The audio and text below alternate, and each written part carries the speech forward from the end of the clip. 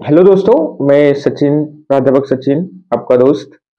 तो आज हम देखेंगे फार्मेसी लॉ एथिक्स के कुछ इंपॉर्टेंट क्वेश्चन डेमो के लिए, जो कि एग्जिट एग्जाम में पूछे जाएंगे। ठीक है।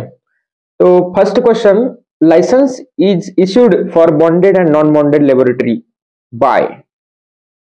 ठीक है, किससे लाइसेंस बॉन्डेड लेबोरेटरी के लिए, नॉन बॉन्डेड लेबोरेटरी के लिए कौन देता है, कौन इश्यू करता है लाइसेंस? तो सेंट्रल गवर्नमेंट देता है, स्टेट गवर्नमेंट देता है, एक्साइज कमिश्नर जो देता है, या फिर डायरेक्टर ऑफ हेल्थ सर्विसेज देता है। तो देखो क्या देता, कौन देगा? तो ऑप्शन नंबर सी है, एक्साइज कमिश्नर देता है बॉन्डेड नॉन बॉन्डेड लेबोरेटरी को लाइसेंस। ओके। दूसरा जो इंपॉर्टेंट एमसीक्यू है, NDPS consultative committee consist of maximum of members.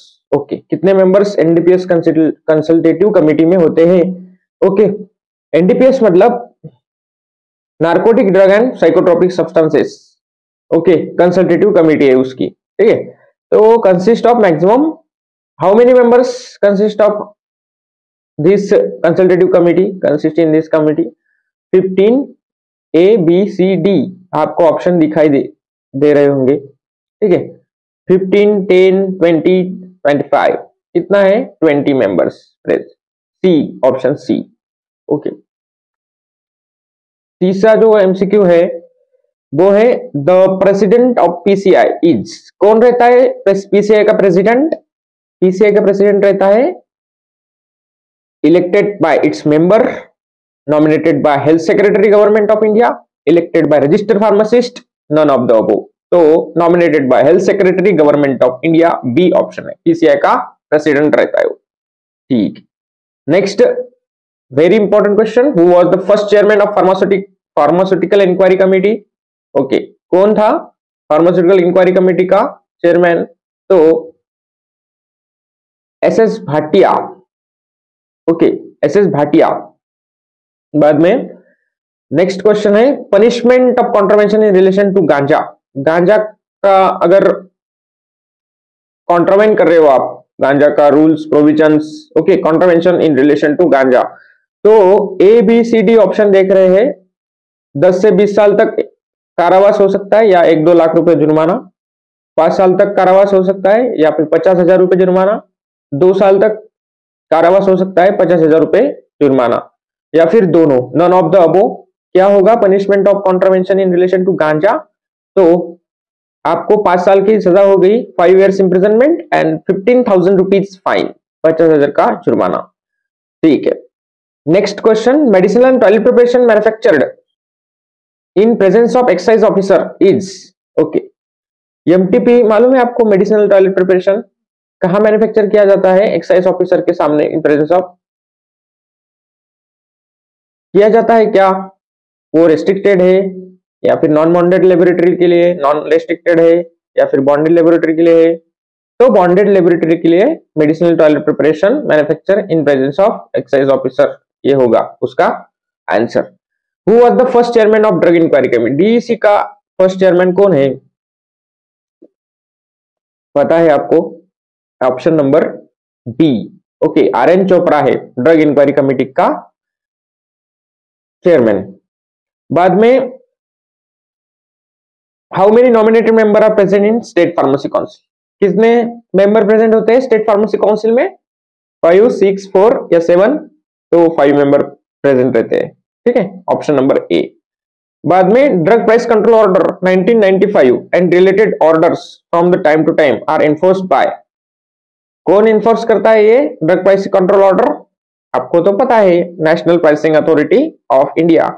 Okay, national pharmaceutical pricing authority of India, NPPA, option number b होगा इसका answer. ठीक है, ड्रग प्राइस कंट्रोल ऑर्डर कौन enforce करता है? तो एनपीपीए एनफोर्स करता है। बाद में, सेंट्रल ड्रग लेबोरेटरी का फंक्शन क्या होगा?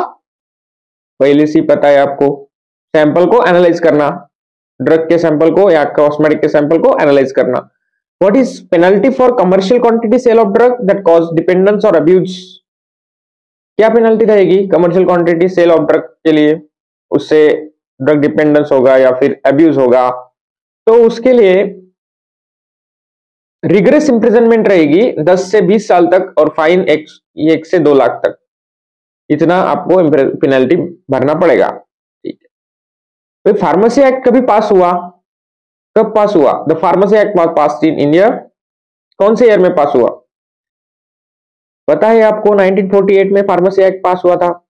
ठीक है, minimum required area to open a retail drug store, वो भी पता होगा आपको, आप लोगों के फार्मेसी स्टोर पहले से होंगे। तो देखो रिक्वायर्ड एरिया कितना रहेगा? 10 square metre. Okay, 10 square metre इतना आपका मिनिमम फार्मेसी के लिए एरिया चाहिए, रिटेल ड्रग स्टोर ओपन करने के लिए 10 स्क्वायर मीटर की जगह चाहिए। तो a drug consist in full or in whole or in part of any filthy putrid decompose substances is called, क्या कहेंगे फिल्थी पुट्रीड? ये तो आपको समझ में आया होगा, स्टडी किए हो 2 साल तक। ठीक है, एडल्ट्रेटेड ड्रग कहा जाएगा इसको। ठीक है, नेक्स्ट क्वेश्चन है, ex officio member of pharmacy council of India is, कौन रहेगा फार्मेसी काउंसिल ऑफ इंडिया का ex officio member? Director of central drug laboratory. Okay, the act of narcotic drug psychotropic substance include the study of, क्या study है NDPS में? NDPS में आपको तो पता है क्या स्टडी है? सेल ऑफ ओपियम, ओपियम का सेल कैसे करना है, उसके ऊपर प्रोविजंस क्या क्या है। ठीक है, ये एनडीपीएस एक्ट में पता है। ठीक है, बाद में sale price of bulk drug is fixed by, sale price of bulk drug is fixed by patent act, MAP calculation, maximum allowable price, excise duty. Okay, factories act 1948, drug price control order, BPCO. Sales price of bulk drug is fixed by, कैसे fix की जाती है sale price of bulk drug की? MAPA calculation से की जाती है। ठीक, we are finished here the very utmost important question. So this is only demo questions.